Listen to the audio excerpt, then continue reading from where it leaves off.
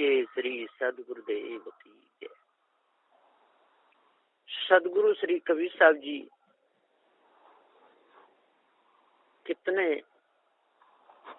महान पुरुष हुए। जितनी महिमा गाई जाए गुरुदेव की उतनी थोड़ी पड़ेगी। सदगुरु श्री कबीर साहब जी ने सबका सम्मान किया, किसी का भी अपमान ना हो,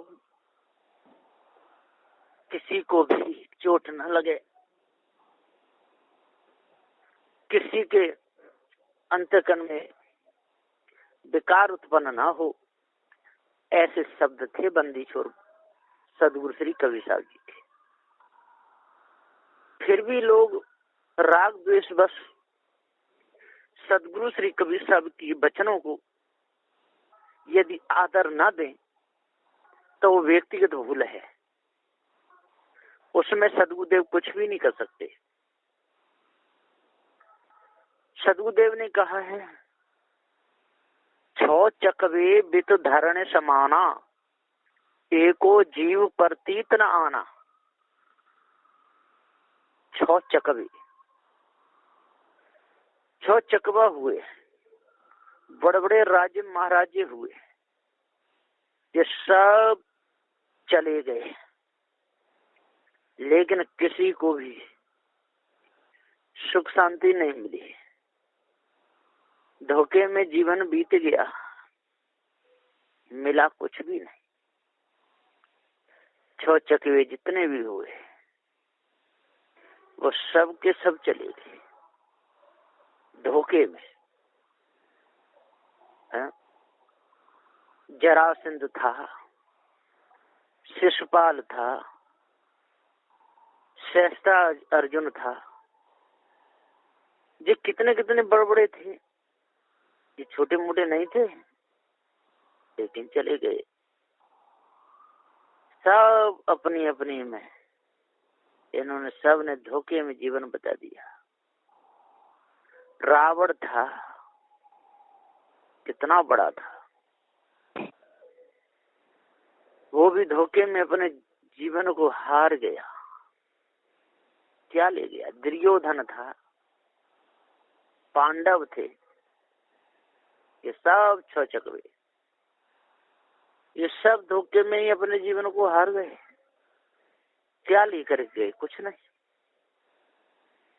थोड़ी थोड़ी संपत्ति हो जाती है, थोड़ा सा कुछ धन हो जाता है, तो लोग इतना अहंकार कर लेते हैं कि हमारे समान कोई दुनिया में नहीं। लेकिन ये अहंकार क्या काम में आया? कुछ भी नहीं। धोखा। छो चकवे विधरण समाना, एको जीव प्रतीत न आना, और किसी के प्रतीत नहीं आए। प्रमेय नंबर 47 में सदगुरुदेव ने ये भेद पूरा बताया है।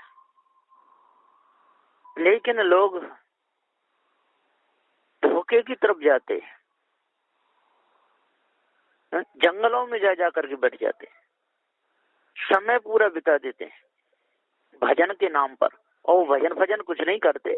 उनके मन में तो गंदे चिंतन चलते रहते हैं।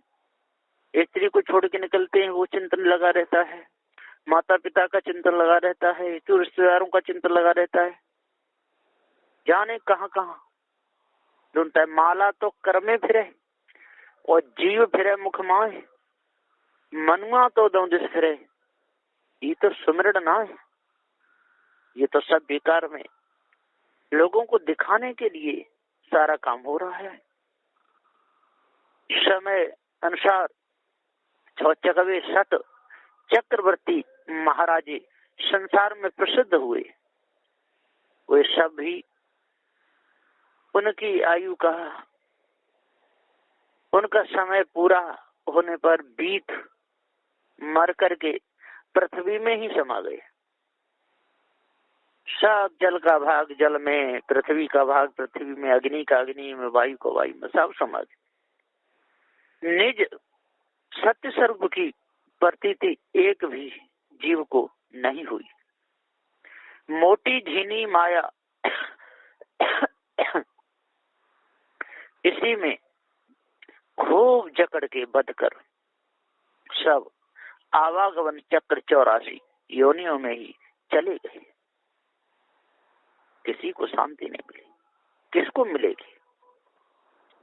लड़ के मर गए बेचारे, दूसरे राजों पर भी चढ़ाई करते रहे। प्राचीन समय में भूमंडल में उद्याचल से अस्तांचल एक छत्र राज करने वाले 60 चक्रवर्ती महाराजे प्रख्यात हुए।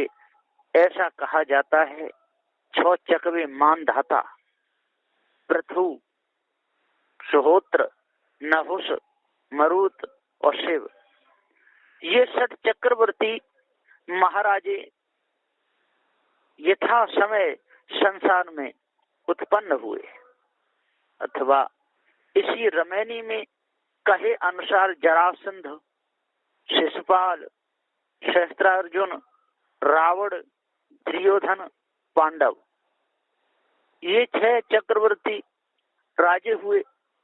इन लोगों ने बाहर सब मनुष्य को अपने कायदा कानून के अधीन करके बस में रखा, परंतु अपने ही मन इंद्रियों को वे बस कर नहीं सके।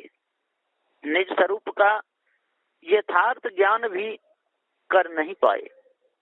केवल राजकाज के अहंकार से लड़ना, भिड़ना, युद्ध करना, दूसरे के राज्याद छीन लेना, विषय विलास, स्त्री भोगों में लिप्त रहना एवं भ्रम कल्पना में पड़े रहना, कर्म अकर्म करते रहना इत्यादि। अपना पूरा उन्होंने सारा जीवन आयु ही बिता दी। पश्चात एक एक दिन मर मर करके बीत गए, समाप्त हो गए। उनकी धरने धारण किए हुए स्थूल शरीर को इसी पृथ्वी में ही जलाकर या गाड़कर खाक कर गए, परंतु उनके अध्यासी जीव 84 योनियों के गर्भवास में जाकर समा गए। राजपाट, स्त्री, पुत्र, धन संपत्ति इत्यादि पदार्थ कोई कुछ भी उन के साथ में नहीं गया। अंत में सब यहीं छूट गया। कर्म संस्कार के सिवाय और कुछ भी किसी के साथ में नहीं जाता है। सब विषय भोगाद पदार्थ यहीं छूट जाएंगे और छूट जाते ही हैं, कोई नहीं ले जाता, सब देख रहे हैं। वही विषयाद का अध्यास जीवों को 84 योनियों में ले जाने का मूल कारण है, तथा उस विषय शक्ति को कोई नहीं त्यागते। भोगों की ही चाहना सबको लगी है।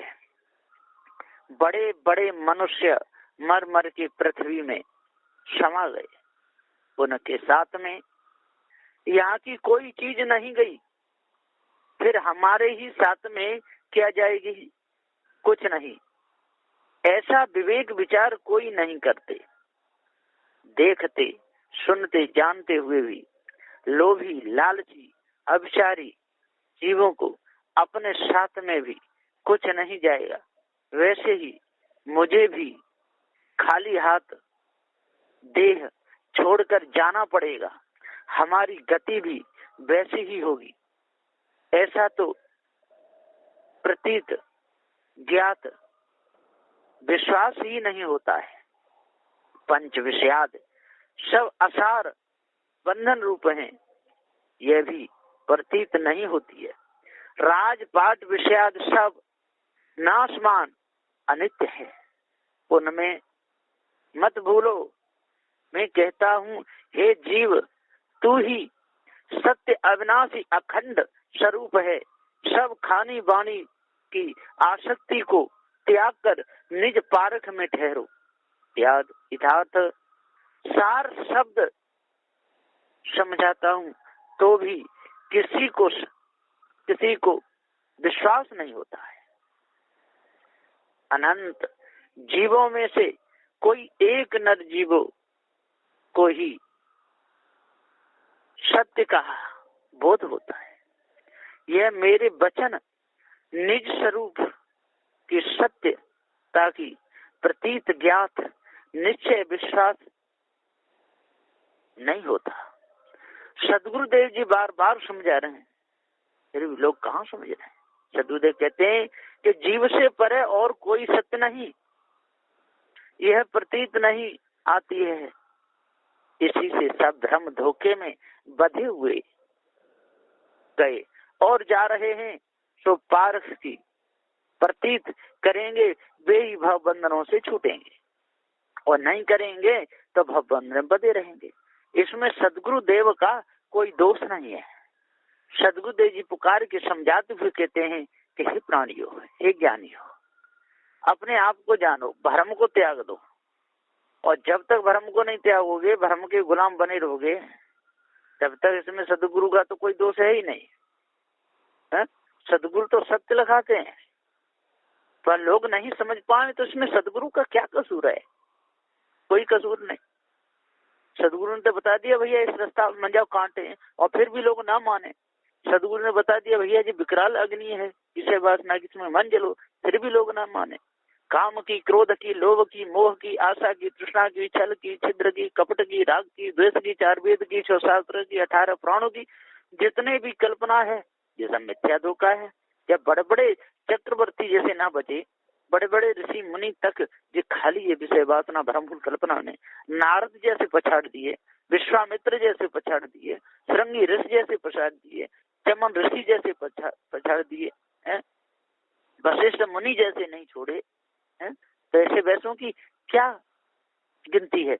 इसलिए सदगुरुदेव जी पुकार के समझाते हुए कहते हैं कि ज्ञानियों, जल्दी से जल्दी अपने आप को जानो। कहाँ लो कहूं अचेत ही गयू, चेत अचेत झगड़ा एक भयू।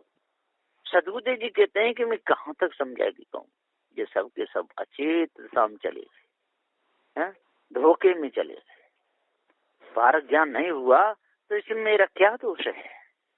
कहाँ तक कहूँ, सब अचेत हो करके ही चले गए। तो भी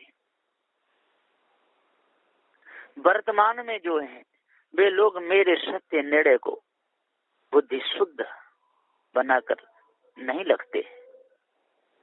ये लोग भी वैसे ही बदते चले जा रहे हैं। इसी से एक चेत अचेत का झगड़ा खड़ा हुआ, उसी में सब जगत के अबोध जीव अरुझाते चले जा रहे हैं। समझाने पर मानते नहीं। जिस प्रकार से नदी में बाढ़ आती है और पानी बहता है जोर शोर से, उसमें सूखे लक्कड़ जो भी जैसा पड़ जाए बहता हुआ चला जाता है, इसी प्रकार से ये काम की, क्रोध की, लोभ की, मोह की, आशा, तृष्णा, छल, छिद्र, कपट की बाढ़ में और बहते हुए चले जा रहे हैं। सदगुरुदेव कहते हैं अब मैं कहाँ तक निर्णय करके कहूँ कि जीव के परे और कोई ब्रह्म, इसके ऊपर कोई ब्रह्म ईश्वराद सत्यसार वस्तु नहीं है। जीव का स्वरूप ही सत्यसार है। इसका पारख करो, इसकी पारख करो।